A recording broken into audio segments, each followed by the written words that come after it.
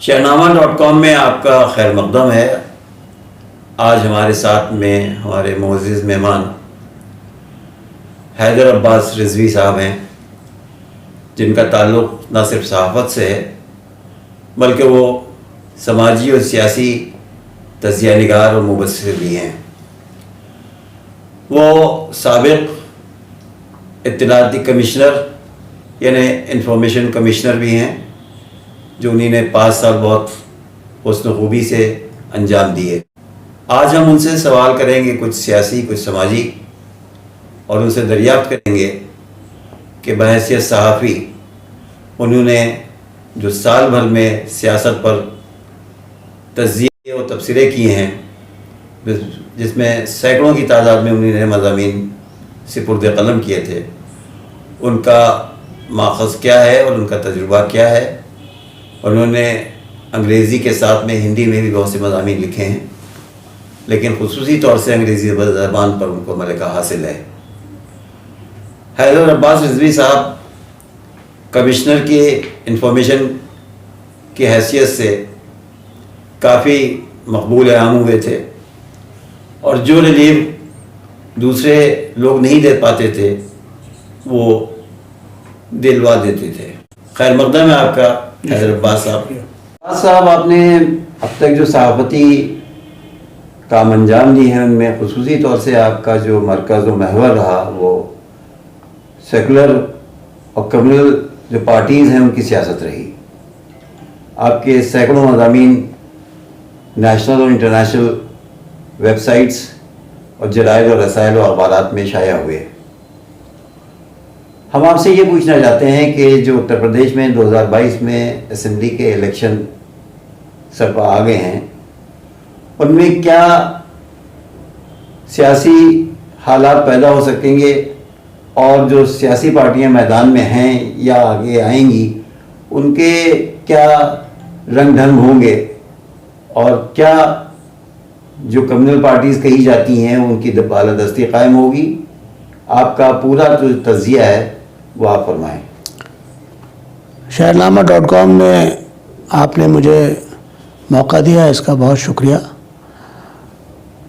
जो मौजूदा सूरत हाल है, जो मौजूदा गवर्नमेंट है, that is Bharatiya Janata parties government, उसमें अजय सिंह बिष्ट साहब चीफ मिनिस्टर साहब हैं, तो आप यकीन जानिए कि उनके ख़िलाफ़ मैसिव एंटी इनकम्बेंसी का सेंटिमेंट पूरे यूपी में पाया जाता है। अभी आप देखिए टीईटी का एग्ज़ाम का पेपर लीक हो गया, किस दर्जा लाखों बच्चों को कब से उन्होंने प्रेपरेशन की होगी, किस तरह से वो अपने अपने तहसीलों से और तमाम से जो है वो एग्ज़ामिनेशन सेंटर्स पे पहुँचे होंगे, और उसके बाद किस फ्रस्ट्रेशन से वो दो चार हुए होंगे। अच्छा, जो मौजूदा अजय सिंह बिष्ट साहब की कारकर्दगी है या उनके दीगर डिपार्टमेंट्स की है कि वो तेलंगाना का डैम जो है वो बुंदेलखंड का डैम दिखा देते हैं, वो वेस्ट बंगाल का फ्लाईओवर अपना फ्लाईओवर दिखा देते हैं, ताहत के वो जेवर है या जेवर एयरपोर्ट है उसको भी मेड इन चाइना जो एयरपोर्ट है उसको वो अपना दिखा देते हैं। यानी कोई होमवर्क ही नहीं है। हाइपरबोलिक और हिपोक्रेसी जो है वही इनका बेसिक इंग्रेडिएंट है।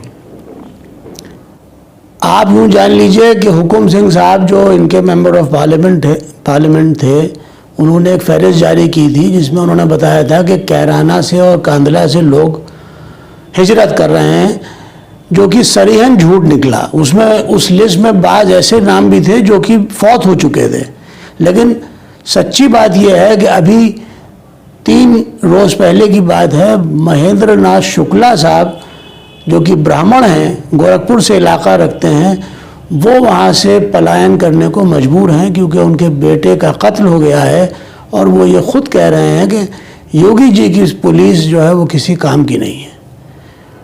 ये सूरत हाल है।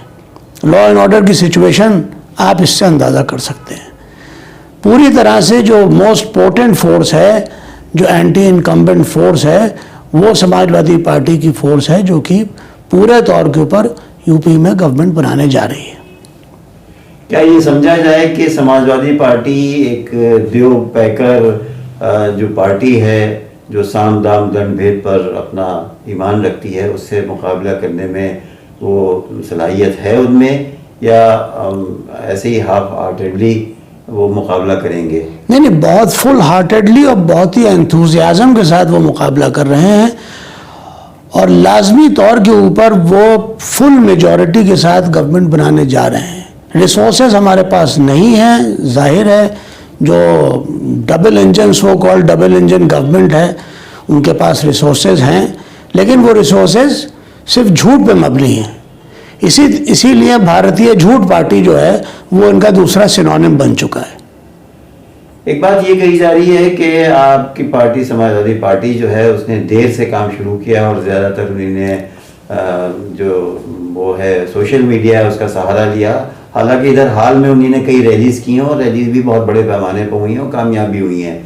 लेकिन दूसरी तरफ जो कांग्रेस है या दूसरी और पार्टियां जो हैं वो भी इस तरह से मैदान में उतरी हैं, तो ये जो सेकुलर फोर्सेस का बाहमी तसादुम है, ये कितना नुकसान पहुंचा सकेगा सेकुलर महाज को? देखिए, एक तो कोविड-19 की जो सेकंड वेव आई, उसने जिस तरह से लोगों को दो चार किया, लाखों लोग जो हैं वो इसके नज़र चढ़ गए। उसमें जाहिर है कि सारी चीज़ें जो हैं वो रवां दवा हो गई। समाजवादी पार्टी भी जाहिर है कोई प्रोटेस्ट नहीं कर सकती थी, वरना हर मौके से समाजवादी पार्टी प्रोटेस्ट करती है। ये सोशलिस्ट फोर्सेस इंडिया में सरवाइव करेंगी, सिर्फ सोशलिस्ट फोर्सेस ही करेंगी। फैशिस्ट फोर्सेस और कम्युनल फोर्सेस का कोई फ्यूचर नहीं है। जहाँ तक सेकुलर पार्टीज़ का सवाल है, कांग्रेस पार्टी का सवाल है, अब 70-75 साल की इनकी दास्तान है।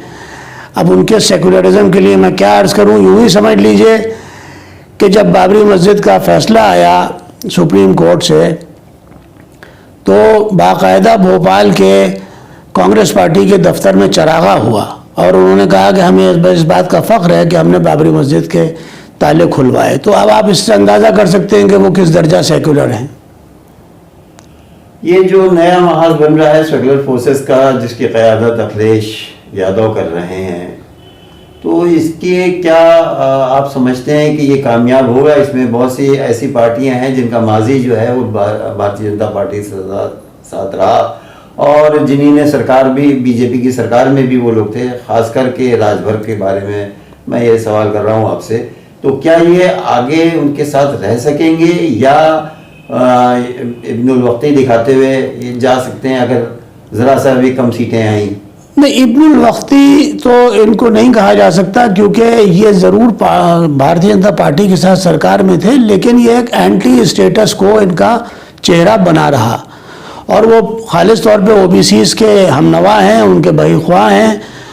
और जो बैकवर्ड फोर्सेस हैं, जो सोशलिस्ट फोर्सेस हैं, उससे उनका आइडियोलॉजिकल एक जिसको कहना चाहिए कि हमांगी है, उनकी एक पैराई है उसके अंदर उनकी, और वो नेचुरल अलायंस है उनका समाजवादी पार्टी के साथ।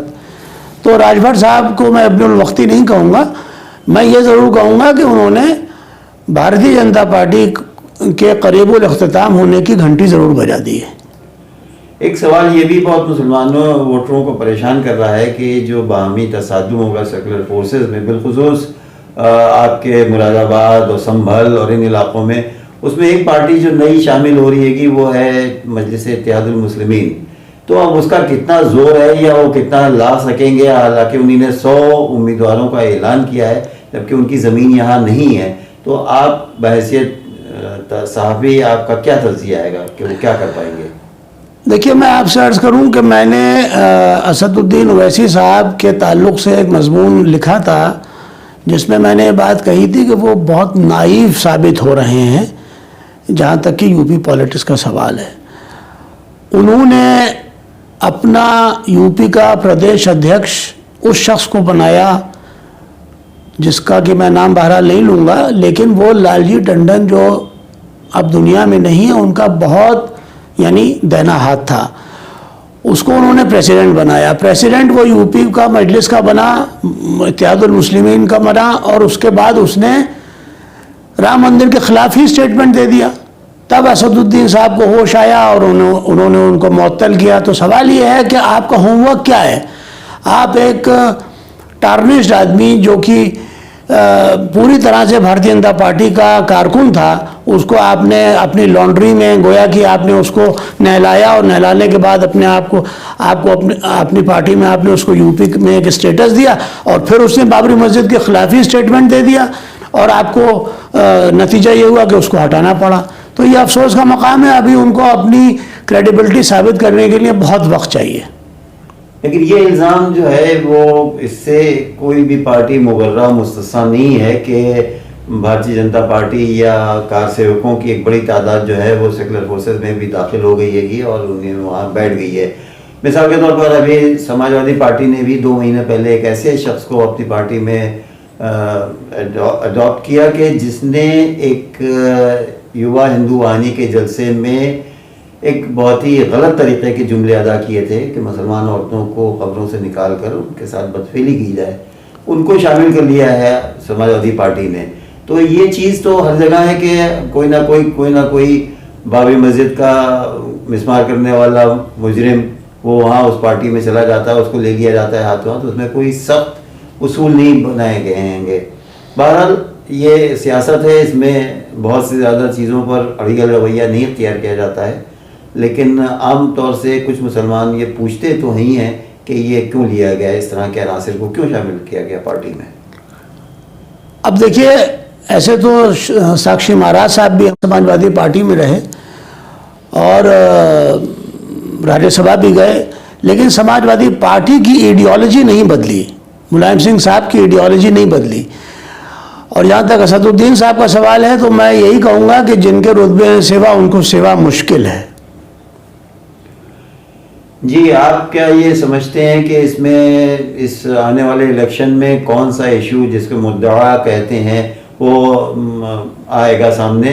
क्योंकि अभी जो किसानों का मूवमेंट हैगा वो ख़त्म नहीं हुआ हैगा, वो किसान अड़े हुए हैं अपनी मांगने पर, लेकिन सरकार उसको पूरी तरह से तोड़ने में और उसको नाकाम करने में मुनहमिक है, जिसमें जो सोशल मीडिया है, बिलखुसूस न्यूज़ चैनल्स जो हैं वो उस मूवमेंट को फेल करने पर आमादा हैं।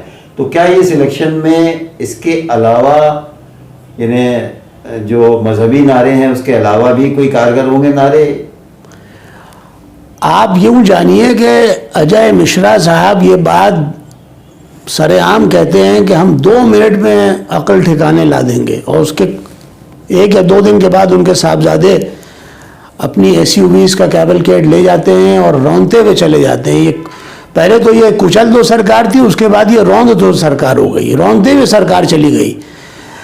फिर वो साहबजादे नेपाल चले गए। नेपाल जाने के बाद किस मुश्किल से वो यहाँ आए, उनको बरामद कराया गया। बरामदी के बाद फिर उनको बाकायदा ये कहा गया कि उनको डेंगू हो गया है, और वो डेंगू होता है तो आदमी के प्लेटलेट्स कम हो जाते हैं, वो बेचारा लागर हो जाता है, कमज़ोरी का वो चेहरा उनका दमदमा रहा था और वो बेहतरीन अपनी गाड़ी में बैठे हुए थे। अब जाहिर है कि उनके फादर जो हैं वो minister for state for home हैं और उनके साहबजादे जो हैं वो इस तरह से हैं, तो आप समझ ही सकते हैं कि रौंद दो सरकार है। लेकिन इस मरतबा आवाम इनको इन्हीं की ज़बान में जवाब देने जा रहे हैं। मजबूरी तौर से ये समझा जाए कि जो मुसलमान वोटर्स हैं या जो सेकुलर वोटर हैं वो अखिलेश यादव का जो ज़ेर क़यादत महाज है उसकी तरफ रुजू हो सकते हैं और बड़े पैमाने पर वो वोट उस पार्टी को या उस महाज को जा सकते हैं। लाजमी तौर के ऊपर 90% मुसलमानों का रुझान समाजवादी पार्टी ही की तरफ है। बहन कुमारी मायावती 3 मरतबा भारतीय जनता पार्टी के साथ अपनी सरकार बना चुकी हैं, तो वो अपनी क्रेडिबिलिटी पूरी तौर के ऊपर खो चुकी। हैदराबाद साहब, बहुत बहुत शुक्रिया, आपने हमें अपना कीमती वक्त दिया और उम्मीद करते हैं कि हम आपसे कि वक्तन फ़वक्तन हम आपको जहमत देते रहेंगे और आप हमारे नई आवाज़ पर लब्बैक कहेंगे। बहुत बहुत शुक्रिया आपका। जब जब आपका हुक्म होगा मैं हाजिर रहूँगा। बहुत शुक्रिया आपका, बहुत शुक्रिया आपका।